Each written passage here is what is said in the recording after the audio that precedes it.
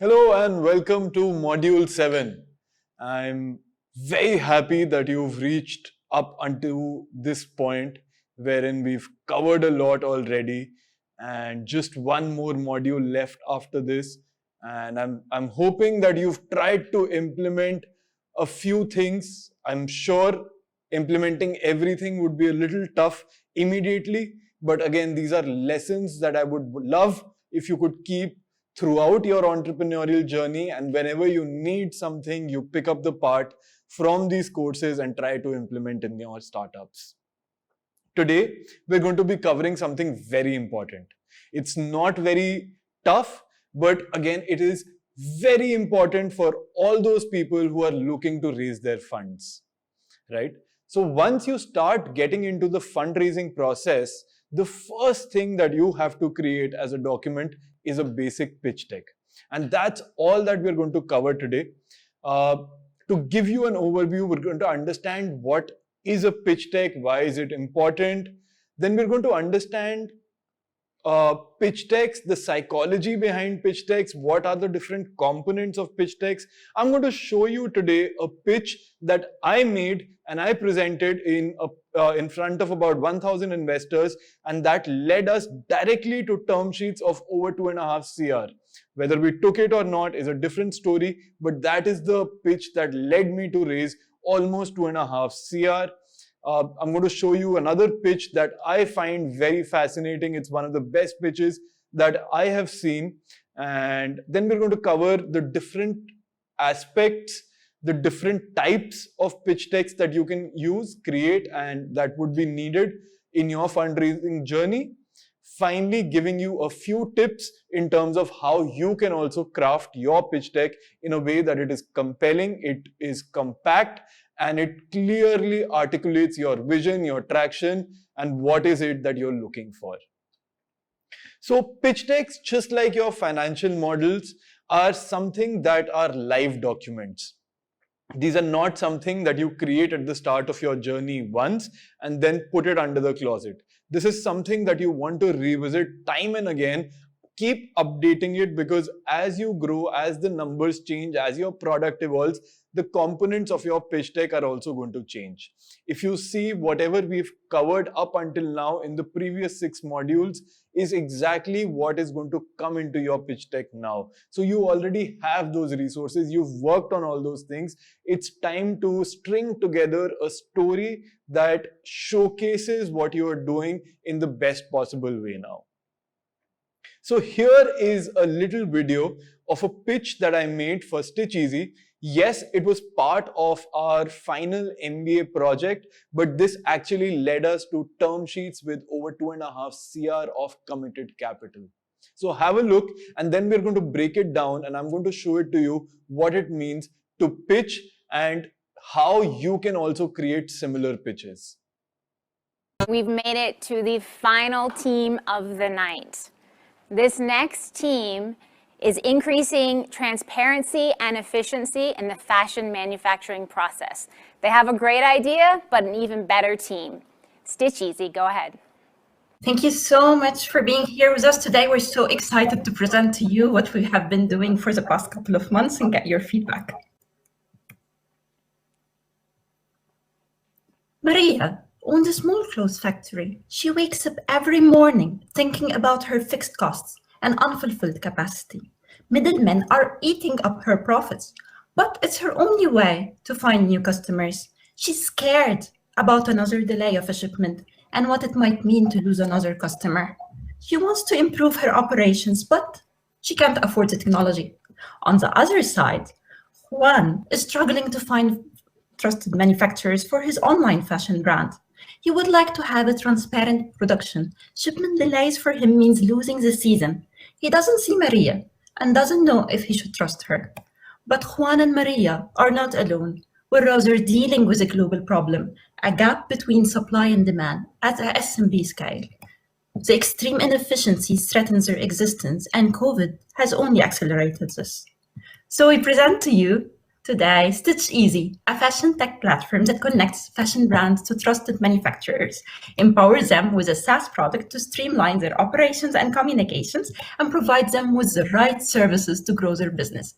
We're bringing technology, AI, and data democratization at the affordability of SMBs while promoting sustainability and long-term partnerships. So Juan would know who to trust, have a transparent operational workflow, and Maria would find new leads and focus on growing her business.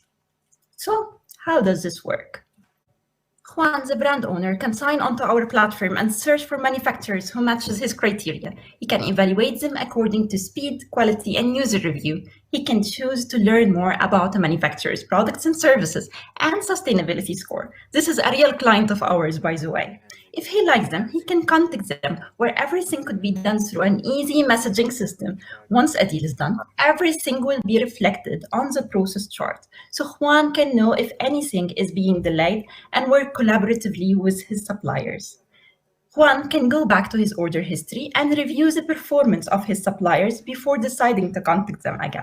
On the other side, Maria can track now all her processes using Kanban boards to make sure that nothing slips and all her customers are updated automatically. So she saves time on communications. She gets notified when anything comes up and can easily deal now with all her new leads who find her without middlemen. She can see who's viewing her page and her best performing products. She can manage her company subscription, and both Maria and Juan now have access to a marketplace where they can hire on-demand services. 50% of the code that you've seen is already written, and you've just seen real screenshots. To start with, we'll be targeting fashion brands in Europe and adding manufacturers from different parts of the world based on the needs of these fashion brands. We estimate that each of the companies in this industry spend at least 15K on coordination activities. By using our platform, not only will we help them in optimizing that spend, we'll also increase their productivity and efficiency. We have two revenue models, including a freemium version for the fashion brands and a basic and a pro version for the manufacturers. This gives us an ARPU of 120 for the fashion brands and 504 for the manufacturers. We believe we'll be able to break even and achieve profitability in year 3. And by year 5, we'll have a revenue of 6.3 million at a profitability of almost 42%. Now, traditionally, there have been buying houses in the industry that act as middlemen and do the coordination activities of different fashion brands. However, there are two major problems with that. One, the services of the best buying houses are only available for higher order quantities. And two, the services of the best buying houses are still delivered manually. Not surprisingly, there's an influx of tech startups in the industry trying to solve this problem. However, we differentiate ourselves based on the fact that we are a market network, and that is a highly scalable business model. Over the past 6 months, we've gone through 5 rounds of pivots based on the feedback that we got from the market. Not surprisingly, the people who gave us feedback became our early adopters. 4 out of the 7 fashion brands that we've been able to onboard onto the platform have already been matched with manufacturers. And now we're looking to raise a 250K seed round, of which 50% will go towards talent acquisition and 37% will go towards platform development. Before coming to IE to do our MBA, each one of us understood the pains of starting up in this industry, and we are committed to solve this problem for the millions of others like us. I am a serial entrepreneur, and my family has a 30-year-old garment manufacturing business in India. Franco brings in his experience in the supply chain industry, and Rana has a PhD in AI. She's previously built a tech platform which was very similar to ours. Together with our team, we speak 6 languages, and we now ask you to join us in increasing the efficiency and transparency in the fashion manufacturing process. Thank you. Thank you. Congratulations, Stitch Easy. What an amazing pitch. And you're right, you have an amazing team. Okay, so now you might have realized that this pitch was targeted to a wider audience. We had assumed a lot of things. One of the key assumptions that we'd made at this stage was that not everyone who's going to be listening to this pitch is going to come from the same industry, would understand the different nuances of the industry that we are targeting. But we created this kind of a holistic pitch that would get everyone emotionally attached at the beginning with the problem and then run them through a rational journey of why it makes sense to invest in our startup versus anyone else who's probably tackling a similar pain point. So if you look at it, we started with a very basic problem statement, but instead of saying that this is our problem statement, we created an entire narrative. Those characters that we created were fictional, but they represented our target audience. What that did was give our listeners, our viewers, an opportunity to put themselves in the shoes of the people who are facing the problem, right? It created a very strong emotional connection right at the very beginning, and that got a lot of people interested in listening into what is happening later. You got to understand, when you're pitching to people, most of the professional investors are going through multiple pitches every day. I spoke to a VC recently and they told me that one person in their team reviews about 1000 pitches almost every quarter. Now imagine if you have to stand out in terms of the sea of pitches that are coming into those VC offices. How do you distinguish yourself, right? So for that, the starting point of your pitch deck is going to be, needs to be rather, very emotional. It needs to touch a chord so that they are very involved, interested in listening to you, in hearing what you have later after that. So the problem statement creates this very high tension environment where a problem is explained, not just written, but explained in a way that it creates a emotional bond between the viewer and the presenter. Next, you have the solution. Very basically put, the problem statement had created a high tension. The solution slide reduces that tension. This was the problem. This is our solution, tackles this problem. Now, the solution could be targeting multiple other problems as well. So you have the opportunity of explaining that too. Then comes the product details or a MVP prototype that you can showcase. For a lot of early stage startups, you might have MVPs or prototypes. So this is where you can do probably mock-ups also. Even if the product is not finalized, you can have mock-ups. You can stitch them together into a MVP introduction video and put it into your pitch deck. So you put in the features, the distinguishing factors in your product, how it is unique, and what part of it is built, what is needed. You can add those details also. Again, this is not something which is a very generic advice, so feel free to tailor this to your startup's need, but this is a general overall framework that you can follow as well. You very clearly articulated the problem, showcased a solution, and presented a prototype. All right, so now you have convinced the investors that your problem is genuine. There is someone who faces that problem. You've showcased how your solution uniquely addresses those problems. Now it's time to get the investors excited. As I said earlier in the previous module, that for investors, they need a big market size. So this is your opportunity to showcase them that you've done some thorough research in terms of the target market. We have the TAM, SAM, SOM framework that again fits in very beautifully into the market sizing slide where you can showcase the market. Then comes your competitors slide. Again, this is a part of your GTMS, but I try to separate it a little bit here because you can showcase your competitors. You can showcase why or how you are different from your competitors. This is also an opportunity for you to showcase that your competitors might have gotten some traction, raised investment, maybe from some prominent names. Again, that shows some kind of validation to your problem statement as well and to what you are doing. Investors might have missed out on your competition. They can come in and jump the bandwagon with you. Next comes the GTMS slide in terms of how you are going to uniquely get the market. What is it that is there in your strategy to get into the market, to showcase your unit economics? Again, this is not just the marketing part, but also your pricing, your positioning, your unit economics. How does the business model make sense? So all those things come under the GTMS part. You don't need to label the slide as GTMS in particular, but you can have different components. Once you've showcased all of those things, now you need to understand the psychology of the investor.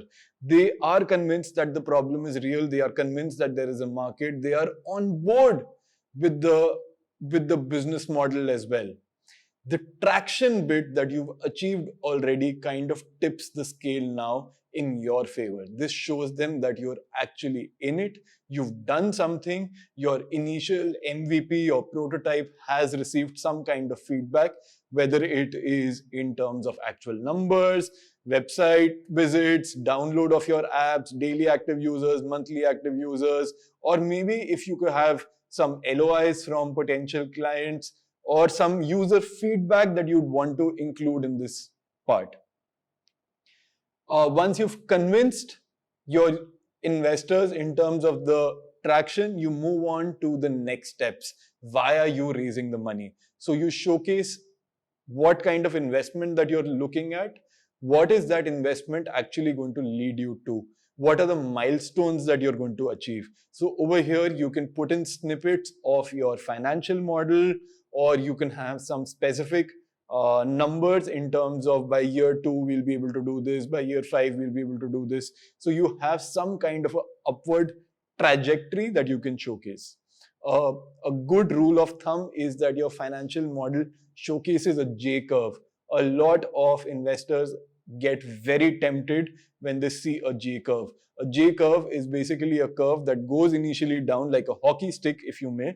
It goes down initially, but then it goes up like crazy. There's an exponential increase instead of the company burning the initial capital that it did to basically get to product market fit and initial adoption. After that, it can grow like crazy. If you can showcase that without manipulating the numbers too much, obviously whenever financial models are involved, you are going to change your numbers a little bit, but don't manipulate your numbers just to achieve the J curve, because there will be questions and counter questions on that, and you should be able to defend your numbers. After that, you ask the investors for something. This is one slide that I have often found people missing out. I'm not sure why. They get very happy in showcasing what they've done, but they miss out on what they're looking for. What is the amount that they're looking for? And when you ask for an amount, you also give them a breakup in terms of where that amount of money is going to be spent, whether it's your tech, whether it's marketing, whatever the case may be, but have a clear breakup in terms of, let's say I need 1 CR and this 20% is going to go towards this, 50% is going to go towards this, or whatever. So you have a breakup in terms of the amount that is going to get spent. Finally, you want to have a slide on the core strengths of your team. So maybe the co-founders have shared a long-term association, the complementary skills. Now, again, you don't need to put in your entire resume or your LinkedIn profile into this, but you've got to highlight the points from your experience, from your network that directly contribute to the growth of your startup. So this point, again, solidifies your position, and usually at an early stage, this is the point where investors are investing at. If you look at our video, we clearly articulated that considering my background in the fashion industry, my co-founder's background in building tech product, and the third co-founder's background in operations and supply chain. So everything together on top of the fact that all three of us were serial entrepreneurs gave us a real edge. It showcased to the investors that yes, this team has done something in the past. They know how to do business. They know what it takes to build a business. So that is one part. But more importantly, there are complementary skill set in the founding team. And if not in the co-founders, but in the co-founding team, we also mentioned about the languages that we speak, because we'd anticipated, considering our operation was global, how would we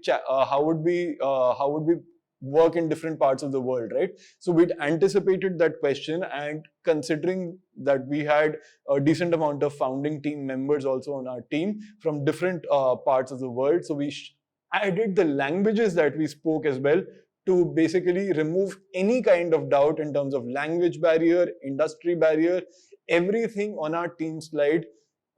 This is exactly the feedback that we got later from some of the investors, that they were putting in money on the expertise of the team, because they were also not sure whether the business model will work, but they knew that if this is the founding team, they wanted to put in the money behind the founding team to be able to find a solution that addresses that problem, whether it is through pivoting, finding another solution, or whatever the case may be.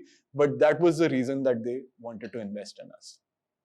Last, you want to leave a slide on your contact details or a call to action in terms of how, where they can reach out to you. So that's basically a breakdown of the pitch that we made along with the components that go into a good pitch deck. Here, I'm going to again show you a pitch.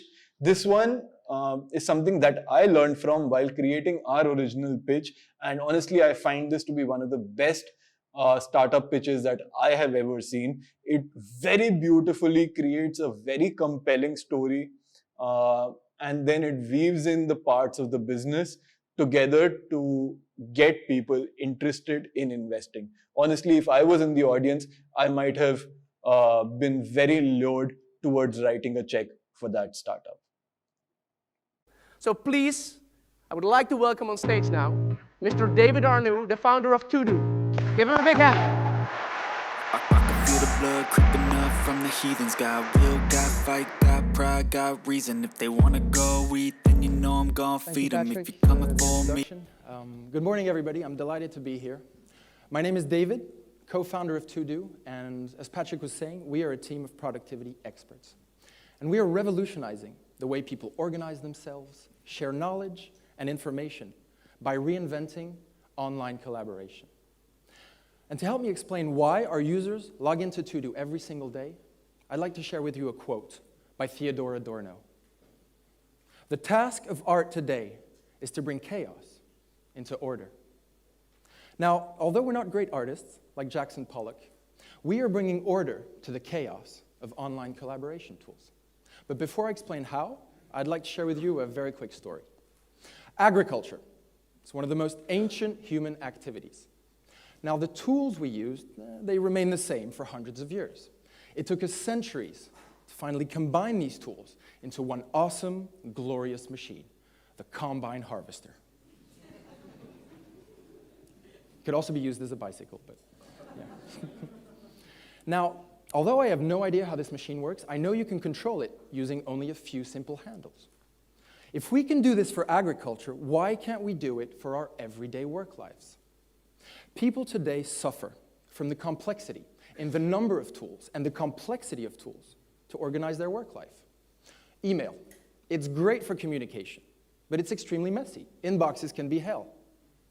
It's a horrible way of organizing your workload. Chat, we love chat, everybody chats, but it's also extremely messy. People get left out, you lose information, and there is no way of tracking the important information that is shared. So to solve this issue, we came up with project management tools, productivity tools, shared task lists. But collaboration shouldn't be about filling out forms. Does this feel like collaboration to you? No, it's just a task list. And we're not computers that can be programmed. To-Do solves these issues. We empower teams and individuals to manage all this chaos from one single epicenter. I'm proud to introduce you to the command box.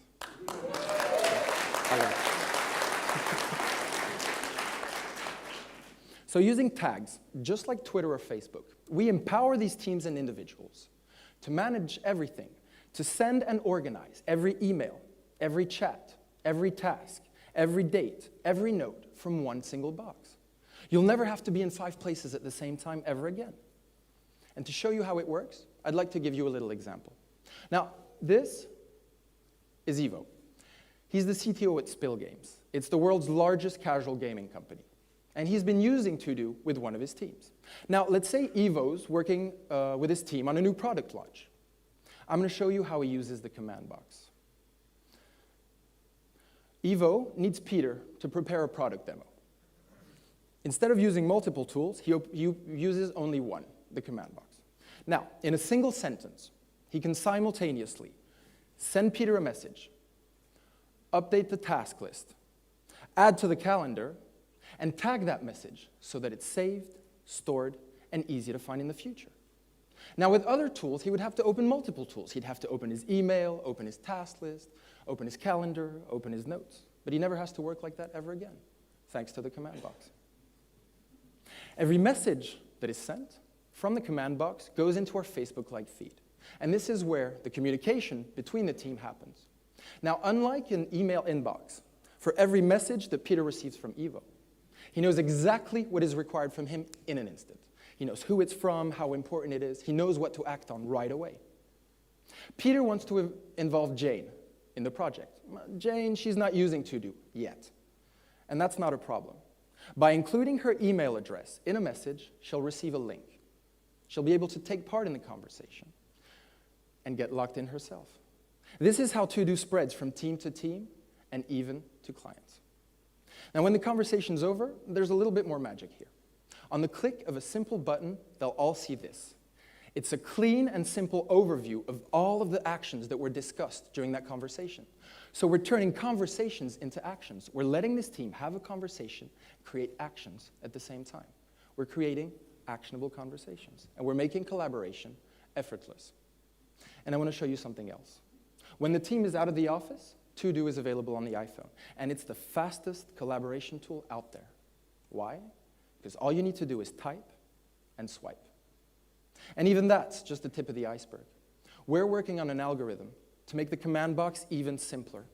We'll be able to detect natural language, understand what you're typing, so all you'll need to do is type what you're thinking, and we'll take care of the rest. This team is working with a completely new way of collaborating. With other solutions, you have to open different windows, fill out forms, open menus. But modern teams, they need a faster, simpler, more unified solution. And To-Do is unified. It's completely centralized. Everything happens from one box. And it's fast. I mean, it's super fast. But most importantly, everything is trackable so that you'll never lose a piece of information ever again. Now, Ivo loves how easy To-Do has made managing his team. And I'll tell you what, Ivo is not alone. We're targeting every single tech team at startups and corporates out there who will love the command box and who love To-Do. And in the past 3 weeks, without even having implemented our marketing strategy, we already have 1,000 people eager to start using the tool. I want to tell you about the market. We got into this because it's a huge market. The collaboration market was estimated at $42 billion in 2012. It's growing at a staggering 14% per year. There's plenty of room for us to grow. Our number one competitor, Yammer, only has 1%, actually less than 1% of that market. Oh, and Yammer users, they like us too. We're locking these users in with a freemium model so that once they start to grow, to love To-Do, they'll pass it on to their friends, to their colleagues, and to other teams.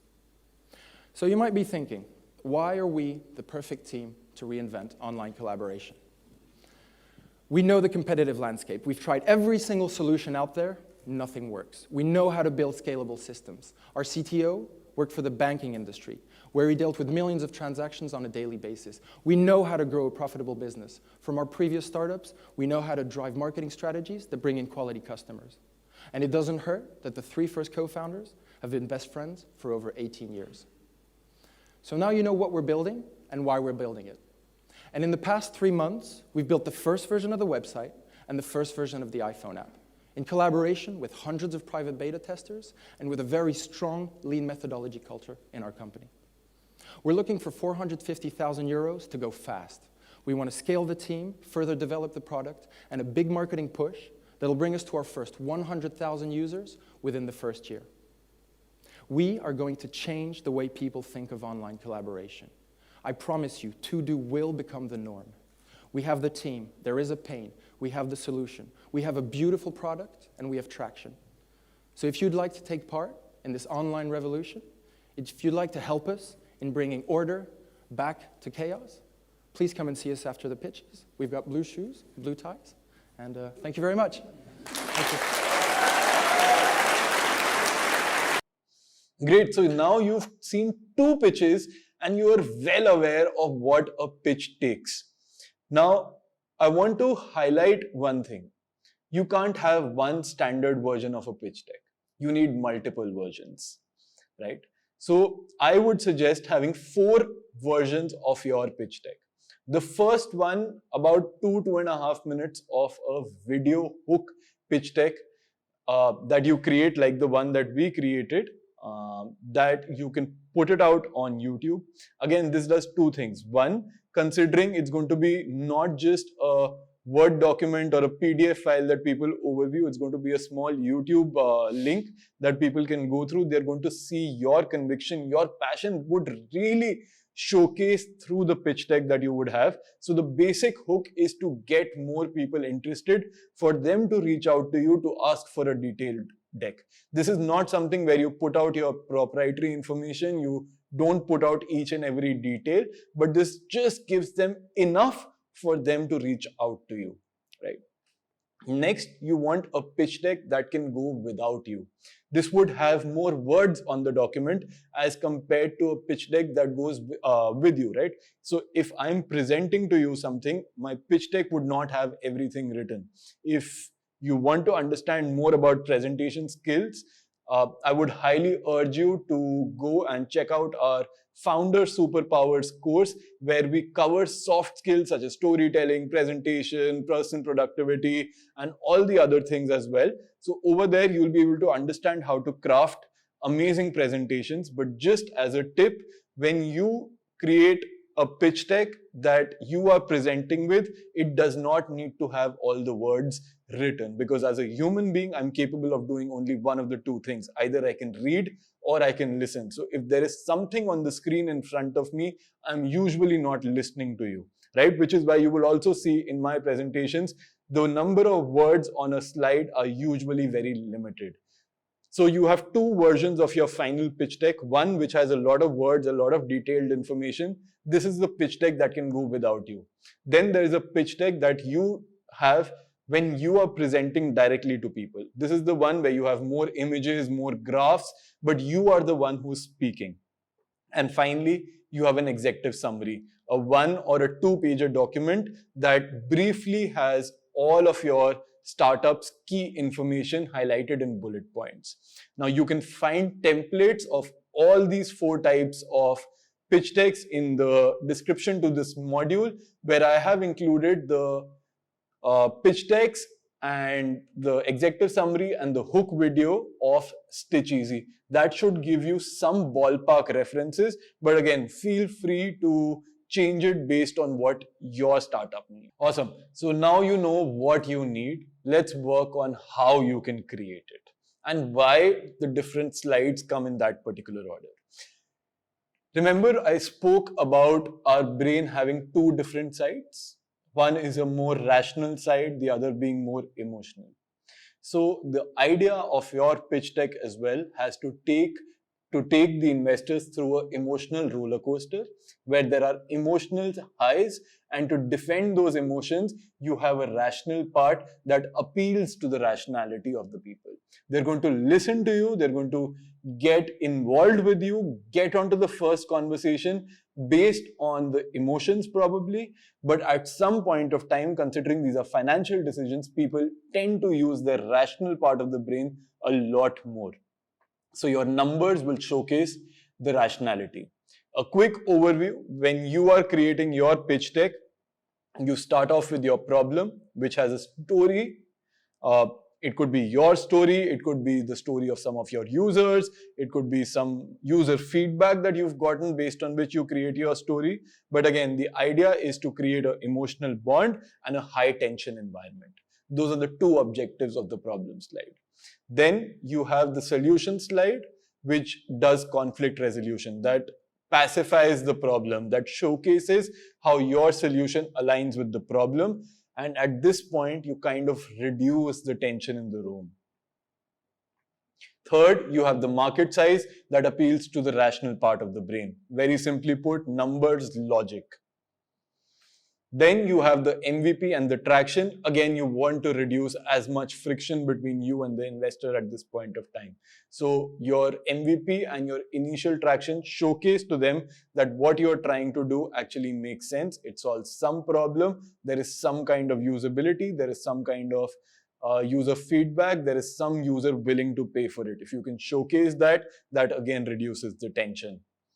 Then you have the GTMS. Over here, you can have some early hacks, some smart moments, some smart marketing tactics that you can include, but again, something very well thought of and practical.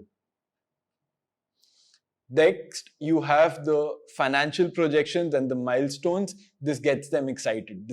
This is what you're using to lure them. Now you're giving them that, in Hindi we say lalach. So you're giving them that that thing that they really want, the money. This is where you entice them. Finally, you come up with your ask. The ask does increase some tension. Now you are probably someone who's 18 years old or someone who's just begun their career and you want to create a startup. You have the traction, you have everything planned, but when you ask for a big amount of money, it does create some kind of attraction in terms of your viewers or investors that you're pitching to. And then finally, you have the team slide that reassures them. Yes, this is the team that I want to bet on. So if you see, the pitch deck is actually a roller coaster of emotions, of logic, a journey, if you may, that you take your investors through in a very short duration of time. This is not something that will get you direct investments, but this will get you a foot in the door, and that is all that an investment pitch deck needs to do. It needs you to get to that first meeting where you can talk more in detail. Don't leave out the contact details, how and where people should reach out to you. And that's it. That's how simple pitch decks can be.